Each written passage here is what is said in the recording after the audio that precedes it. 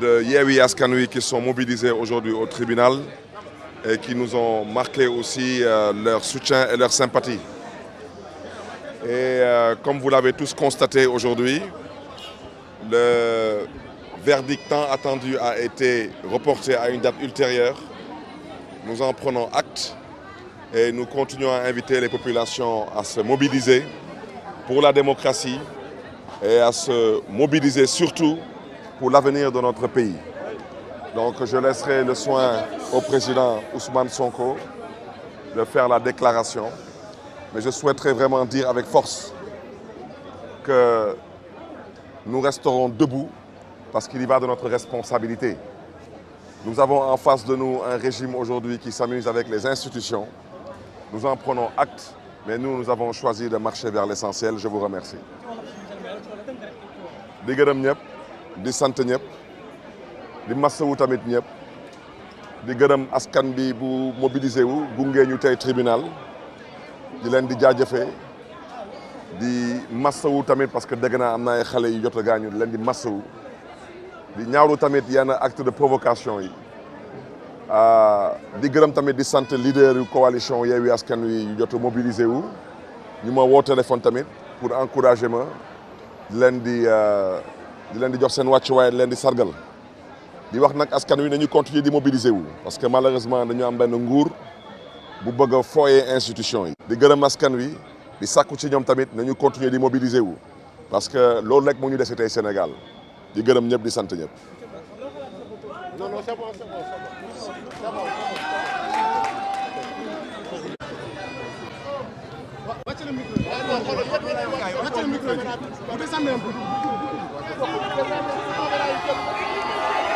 jërëjëf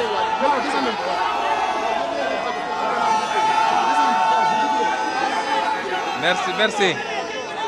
waa ñi ngi gërëm ñëpp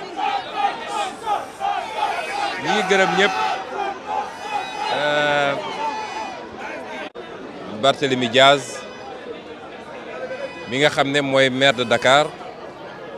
fas yéene woon ko gunge ci li nga xam ne attekat bi daf ko waroon a tey mooy procès boo xam ne tey defe naa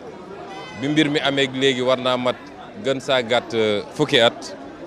ñu waroon ko atte définitivement yéen ñëpp gis ngeen ni nee nañu dàq nañu atte bi ba mois de septembre li waral dàq bi nag ñoom ñoo ko xam waaye tey ak septembre ak 2050 la ñu yemale li ñu bëgg a wax sénégalais yëpp wax ko Macky Sall mooy fi ñu taxaw nii muy mairie Dakar bu soobee yàlla ci juróomi at yi di ñëw ki koy jiite Barthélémy Diaz lay tudd loolu munul muusa ki waane ak fenk ay pexe ba loolu du am parce que loolu choix wu habitant wu Dakar la moom dafa amoon ay candidat am ngemb leen ñu duma leen duma goo xam ne du lu ñuy laam-laame kon bu dee yaakaar nañ ni mun nañ ko jaarale ci beneen pexe te defoon ko ak Khalifa Sall mu jàll waaye dootul am du am fenn fu mu jaaraat ba benn mairie boo xam ne yàlla jaaral na ko ci sénégalais ñu dénk ko opposition mu jaar ci ay pexe tappale yoo xam ne da koy jaarale ci justice wala ci corps de contrôle wala ci leneen ba nangu ko ci ñun loolu du am ñaareel bi ñu bëgg a wax mooy bu dee foog nañu ñoom muus nañu ba tey foog nañ mën nañu jëndee reportu délibéré Barthélémy Diaz ak problème mu liste yi nga xam ne am na parce que problème liste yi ñaari problème liste la problème liste Ndakaaru Yewwi Askan la ñu ne liste yooyu amul dara lu war a tere ñu nangu ko parce que li des direction générale des élections def démb déni d'administration la mooy bañ a jël courrier bi liste yooyu dina jàll ñaareel bi mooy listu Benno Bokk Yaakaar dama bëgg bis ni ki tey képp ku bokk Yewwi Askan Wi képp ku bokk opposition képp kuy citoyen bu engagé débat bi nekkatul liste Yewwi Askan Wi kooku féete nañ ko boor débat bi mooy Benno Bokk Yaakaar warul bokk ci élection yi loolu mooy wax ji ñoom nag saa yu wax amee dañuy génn di jaay dang làmmeñ dégg naa loolu ñu jël def ko tête de liste démb nee na force restera à la loi ñu ne ko fekk nañ la ci force restera à la loi et la loi li mu wax ci bii mooy Benno Bokk Yaakaar warul bokk élection ñu ciy wax nag ak conseil constitutionnel jamono jii ñuy wax nii Déthié Fall jóge na conseil constitutionnel déposé na recours yi ñu war a déposé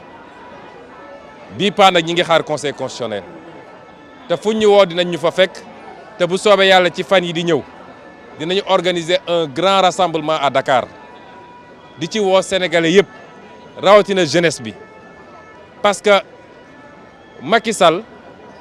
18 mois moo ko dese ci bopp Sénégal desewu ko benn fan de plus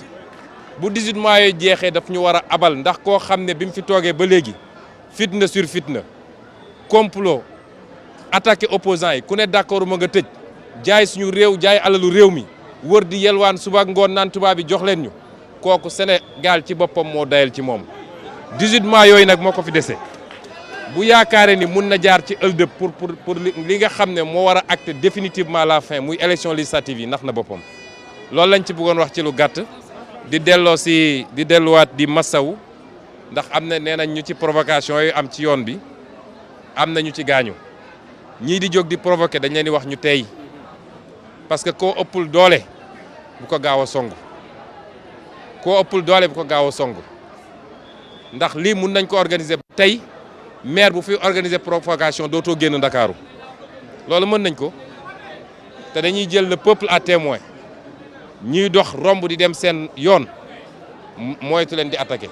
parce que bu riposte amee rek boo moytul dootoo génn ci sa mairie. kon en français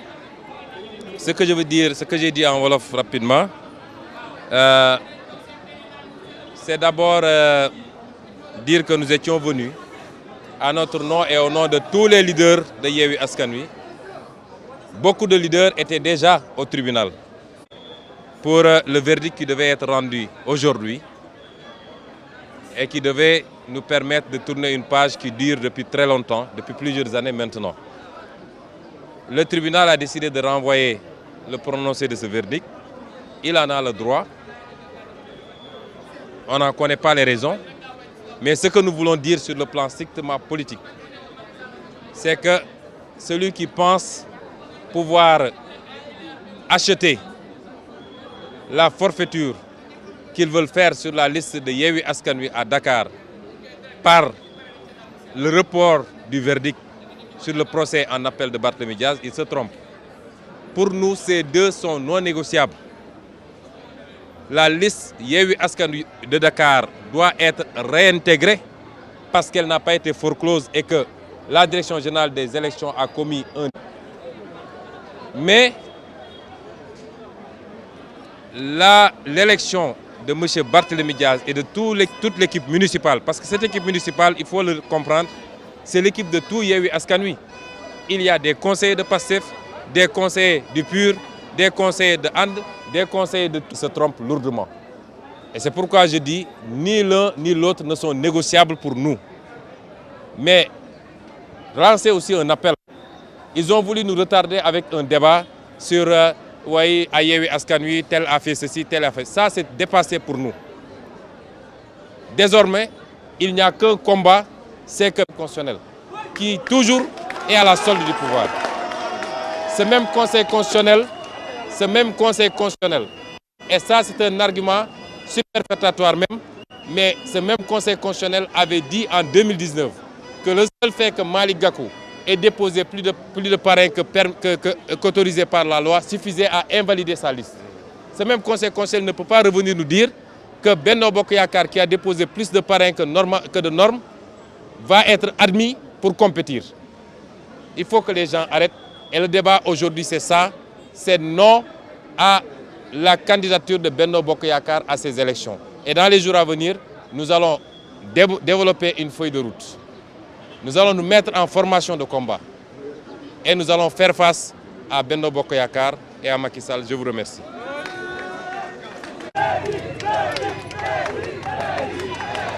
ñi micro si dañu eh ñun est-ce que